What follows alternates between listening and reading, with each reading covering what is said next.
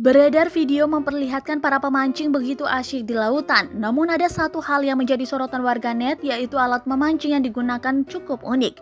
Video yang dibagikan akun TikTok @thaihawk.1111 memperlihatkan beberapa pemancing sedang berada di lautan.